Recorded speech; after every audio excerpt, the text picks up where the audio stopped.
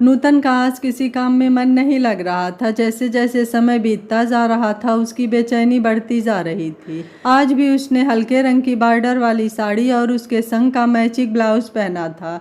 हाथ में एक कड़ा पहना था, माथे पर छोटी सी लाल बिंदी, आंखों में काजल और हल्का सा मेकअप और मांग में सिंदूर। मांग में सिंदूर का ख्याल आते ही उसका मन कसैला हो गया और चेहरे पर गुस्से की लकीरें उभर आई। सब कुछ यहीं से तो शुरू हुआ था और आज भी दुनिया को दिखाने के लिए वो ये झूठा सिंदूर अपने मांग में भर रही थी, जबकि इस सिंदूर का हक तो उसे कभी मिला ही नहीं। वो खुद को आईने में निहारते हुए अपने अतीत में डूबने ही जा रही थी कि माँ की आवाज़ सुनाई दी, नूतन जल्दी आ बेटा, देर हो रही है, आज स्कूल नहीं जाना। अपने सर को झटक कर वो उठकर खड़ी हो गई। बाहर आकर देखा तो माँ नाश्ता लगाकर बैठी थी। आज नाश्ते में अपने मनपसंद मूली के पराठे और खट्टा अचार देखकर भी उसका खाने का मन नहीं हुआ, पर माँ का दिल रखने के लिए उसने एक पराठा खाया और जल्दी से निकल गई। उसे डर था कि कहीं माँ उसका चेहरा पढ़कर कुछ भाप न जाए।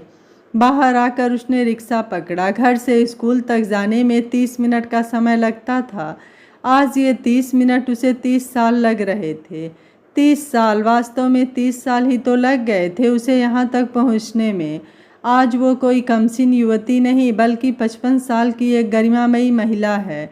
पर मन का क्या करे जो आज सब कुछ नज़रअंदाज कर अतीत के सागर में डूबने को बेचैन था। नूतन 4 बहनों में सबसे छोटी थी। बहुत सुंदर तो नहीं पर आकर्षक व्यक्तित्व था उसका। जो मिलता उससे प्रभावित हुए बिना नहीं रह पाता। 4 लड़कियां और ऊपर से कोई लड़का न होने के कारण उसके पापा ने लड़कियों का विवाह जल्दी ही खाते पीते घराने देखकर कर दिया। नूतन ने सबसे छोटी और पढ़ाई में रुचि होने के कारण ग्रेजुएशन पूरा कर लिया था, जबकि उसकी बड़ी बहनें तो बस काम चलाऊ ही पढ़ पाई थीं, पर अपने घरों में सब मज़े से रह रही थीं। नूतन भी 20 साल पार कर चुकी थी। उसके पापा को उसकी शादी की चिंता लग रही थी, पर मनपसंद रिश्ता न मिलने के कारण देरी हो रही थी। इसी बीच उसकी बड़ी बहन के ससुराल की रिश्तेदारी से उसके लिए एक रिश्ता आया। सबसे कुछ अच्छा देखकर उसके पापा ने रिश्ता पक्का कर दिया। लड़के का नाम संजय था। सरकारी क्लर्क की नौकरी थी, साथ में सिविल सर्विसेज की तैयारी भी कर रहा था। रिश्ता अच्छा था, सबको भा गया। खुद नूतन भी बहुत खुश थी। घर में शादी की तैयारी जोरों पर थी। नूतन के पापा ने अपनी हैसियत से अच्छा खर्चा किया। जेवर सामान के साथ नगद भी अच्छा खासा दिया था। खूब धूमधाम से शादी हो गई और नूतन दुल्हन बनकर संजय के घर और उसके जीवन में आ गई। संजय अमीर तो नहीं पर खाते पीते घर का था। घर अपना था ही और उसकी तनख्वाह से घर खर्चा अच्छा चल जाता था। बाबूजी की तबीयत खराब रहती थी, इसलिए वो घर पर ही रहते थे। नूतन खुश थी। उसे प्यार करने वाले सास ससुर और इतना अच्छा पति मिला था। संजय से वो जो कहती समय से पहले हाजिर कर देता, पर ज़्यादा बोलता नहीं था। उसका ध्यान रखने के साथ वो अपने एग्ज़ाम की तैयारी भी कर रहा था। शायद वो काम के प्रेशर के कारण ऐसा था। नूतन भी ससुराल में सबकी ज़रूरत का ध्यान रखती। घर के सभी कामों की जिम्मेदारी उसने अपने ऊपर ले ली थी। इसी तरह पता ही नहीं चला कब 4 साल निकल गए। नूतन अब 3 साल की बेटी की माँ बन चुकी थी। संजय ने भी सिविल सर्विसेज के दोनों एग्ज़ाम क्लियर कर लिए थे। आज उसका इंटरव्यू था। नूतन भी खुश थी, पर उसे पता नहीं था ये दिन उसके जीवन में कभी ख़त्म ना होने वाली काली रात लेकर आएगा। अचानक जोर से झटके से रिक्शा रुक गया। वो अतीत से निकलकर वर्तमान में आ गई। ये यादें भी कितनी अजीब होती है, अच्छी हो या बुरी, पर वर्तमान भुला देती है। यही सोचते हुए वो स्कूल के अंदर की ओर बढ़ी जा रही थी। सभी टीचर्स और विद्यार्थी उसको अभिवादन कर रहे थे। प्रिंसिपल थी वो इस स्कूल में, पर आज उसका मन एक साधारण महिला की भांति विचलित था, जबकि वो तो कभी साधारण थी ही नहीं। उसने तो सारे फैसले ही असाधारण तरीके से लिए थे। मैडम मैडम, शर्मा सर के बार बार पुकारने पर वो ख्यालों के भंवर से बाहर आई। स्कूल में पूरा दिन काम में निकल गया। घर पहुंचते पहुंचते फिर वही बेचैनी सताने लगी। नूतन ने फैसला कर लिया कि माँ को सब कुछ बता देगी। माँ ने घर पर कला से दाल चावल बनवा रखे थे। कला माँ की मदद के लिए रखी गई फुल टाइम मेड थी। उसने तसल्ली से खाना खाया और ये सोचकर कि माँ को शाम को सब कुछ बता देगी। अपने कमरे में आराम करने चली गई। कमरे में आकर मन फिर अतीत में डूबने लगा। संजय इंटरव्यू देने गया तो फिर कभी लौटा ही नहीं। उसके कमरे में रखे पत्र से पता लगा कि वो सब लोग कितनी बड़ी गलतफहमी में जी रहे हैं। संजय का किसी ईसाई लड़की से अफेयर था और उस लड़की और उसके घर वालों की यही शर्त थी कि उसका सिलेक्शन सिविल सर्विस में हो जाए, वो तभी उससे शादी करेगी। नूतन से शादी के समय वो अपने घर वालों को कुछ बता नहीं पाया क्योंकि वो लड़की ईसाई थी और नूतन से शादी कर उसके पैसों की ज़रूरत भी पूरी हो रही थी। इस प्रकार नूतन उसका मोहरा बन गई। उसने नूतन को किसी प्रकार का कोई कष्ट नहीं दिया, पर सिंदूर का हक भी नहीं दिया। अब वो चला गया था कभी न आने के लिए। संजय के जाने के कुछ दिन बाद ही संजय के बाबूजी चल बसे। नूतन ने कई बार सोचा कि यहाँ से वो अपने मम्मी पापा के पास चली जाए, पर फिर वो संजय की माँ के कारण रुक गई। उन्होंने हरदम उसका साथ दिया था। संजय उनका इकलौता बेटा था, उनका और कोई सहारा भी नहीं था। नूतन ने मन पक्का कर बेटी नव्या की परवरिश अपने ससुराल में ही करने का निर्णय लिया। आज तक वो संजय की माँ का ध्यान अपनी माँ से भी ज़्यादा रख रही है और माँ भी उसे उतना ही मानती हैं। दोनों को देखकर लगता ही नहीं कि वो सास बहू हैं। संजय के जाने के बाद उसने हिम्मत नहीं हारी, न ही रोई गिड़गिड़ाई। अपने बलबूते पर स्कूल में टीचर की जॉब की और नव्या की शादी कर उसे भी सेटल कर दिया। अपनी मेहनत से, ईमानदारी से आज वो उसी स्कूल में प्रिंसिपल की पोस्ट पर है।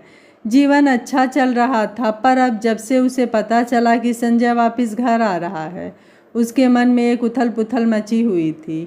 हुआ यूँ था कि संजय की बेटे और उसकी ईसाई पत्नी की एक सड़क हादसे में मृत्यु हो गई थी, जिससे वो बहुत टूट गया था और अब उसे घर आने के अलावा कोई रास्ता नहीं सूझ रहा था। ये बात उसने माफ़ी मांगते हुए पत्र में लिखी थी। वो पत्र इत्तफाक से नूतन को मिल गया था। नूतन ने माँ से छिपा लिया था। एक तो वो माँ को परेशान नहीं करना चाहती थी, दूसरे उसे ये डर भी था कि कहीं अपने बेटे को देखकर माँ पिघल न जाए, क्योंकि वो अब संजय से किसी प्रकार का कोई रिश्ता नहीं रखना चाहती थी। मांग में सिंदूर तो बस वो दुनिया के लिए लगाती थी।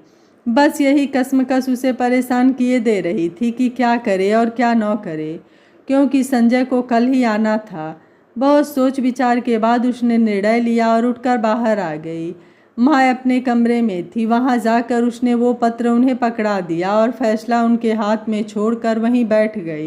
पत्र पढ़ते ही माँ के आंखों से आंसू बहने लगे। नूतन को लगने लगा कि बेटे को वापस आया देखकर उनका माँ का प्रेम उन पर हावी हो जाएगा, पर उन्होंने सिर्फ यही कहा, कल आने दो उसे। पूरी रात करवटें बदलते बीत गई। अगले दिन सुबह होते ही संजय का इंतज़ार शुरू हो गया, एक सन्नाटे और डर के साथ। इंतज़ार की घड़ियां खत्म हुई। एक बड़ी सी गाड़ी से बाहर निकलकर संजय ने घर में प्रवेश किया। करीने से पहने कपड़े और रुपयों की चमक के साथ संजय इस उम्र में भी बहुत जच रहा था।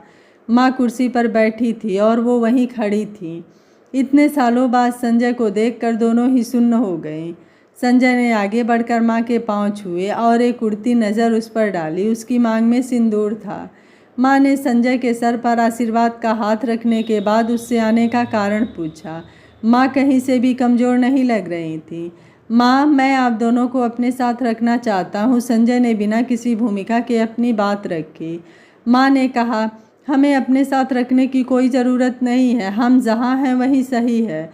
जब तू हमें छोड़कर गया था तब तूने सोचा था कि तेरे बूढ़े माँ बाप, नन्ही बच्ची और जवान पत्नी का क्या होगा। पराए घर से आई लड़की ने हमें नहीं छोड़ा, आज तक अपनी माँ से बढ़कर ध्यान रखा। हमारी जिम्मेदारी के कारण दूसरी शादी नहीं करी। पूरी ज़िंदगी उसने वो फ़र्ज निभाया जो तेरा था। आज मैं गर्व से कह सकती हूँ, ये मेरी बहू नहीं बेटा है। आज अपने स्वार्थ के कारण तुझे हमारी ज़रूरत महसूस हो रही है। तेरे साथ जाकर मैं अपने बहू के त्याग का अपमान नहीं कर सकती। और हाँ, ये सिंदूर, ये उस समय इसने सिर्फ अपनी मांग में दुनिया की नज़रों से बचने के लिए लगाया था, वरना हमारे लिए तो तू तभी मर गया था जब घर से मुँह छिपाकर भागा था। माँ उठी और उन्होंने नूतन की मांग से सिंदूर पोंछा और बोली, अब उसकी कोई ज़रूरत नहीं है। मैं नहीं चाहती कि फिर ये इसके कारण तुम पर अपना हक जताने आ जाए। फिर माँ ने उसके आगे हाथ जोड़कर पूछा, मैंने सही किया? नूतन रो पड़ी और माँ का हाथ अपने हाथों में लेकर बोली, माँ इतना अपना बनाकर अब ये पूछकर पराया मत करो। दोनों गले मिलकर रो पड़े। संजय चुपचाप नजरें झुकाए शर्मिंदगी के भाव लिए चला गया, क्योंकि उसे पता चल गया था कुछ गलतियां माफ़ करने के काबिल नहीं होती है। आशा है यह कहानी आपको ज़रूर पसंद आई होगी। माजी का फैसला आपको कैसा लगा, आप मुझे अपनी राय कमेंट बॉक्स में ज़रूर दीजिएगा। वीडियो पसंद आया है तो वीडियो को लाइक शेयर एंड चैनल को सब्सक्राइब कर लीजिएगा। Thank you for watching. मिलते हैं अगली कहानी में।